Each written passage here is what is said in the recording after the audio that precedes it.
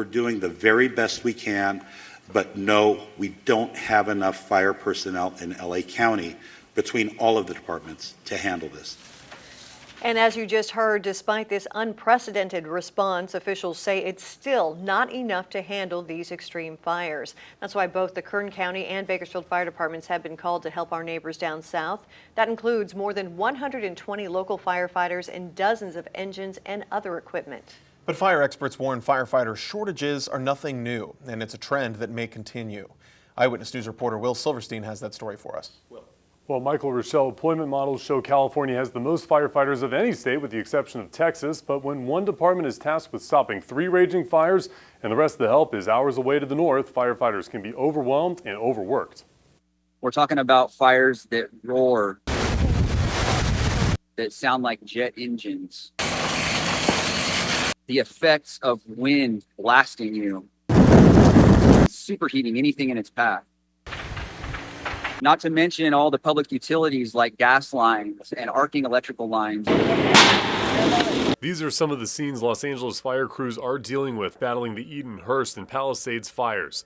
This, as most experts say, the staffing is not enough. Let's look at the numbers. The Los Angeles Fire Department estimates they employ 3,500 firefighters. They make up a fraction of the state's estimated 27,200 firefighters. The state service CAL FIRE has more than 12,000 firefighters. Now, most of these agencies have seen steady employment, but are stretched thin battling these blazes. But one service is consistently losing firefighters. That's the U.S. Forest Service.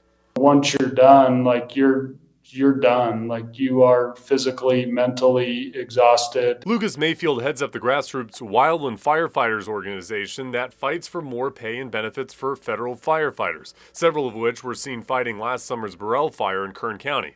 Current firefighter pay was boosted by a recent executive order, but that may expire or be left out of a future budget deal, leaving federal firefighters with less pay and perhaps less incentive to continue their employment by the government. Everyone deserves the ability to pursue security, especially based off of the sacrifice made. The attrition is going to be huge. We put a very big burden on them to take on that responsibility for us. The overwhelming majority of crews battling fires in Los Angeles are county and city departments that are working long shifts in order to keep people safe. Now, Dr. Kristen Weldon tells us traumatic fire battles like this increase the likelihood of mental health illness. There is the potential for post-traumatic stress disorder, and that does occur with the fire service at a higher rate than obviously the general population. Resources in California were similarly stressed over the summer when Governor Gavin Newsom visited California's Central Valley, providing updates on the Burrell and Park fires. I asked him back then if crews had enough firefighters at the ready. Do you think there will be enough availability if more fires continue to ravage through Kern County? We've seen around 1,000 so far. So your question's a sobering one. Based upon how stretched we've been, we are well resourced. It's just a timeliness issue that is the challenge.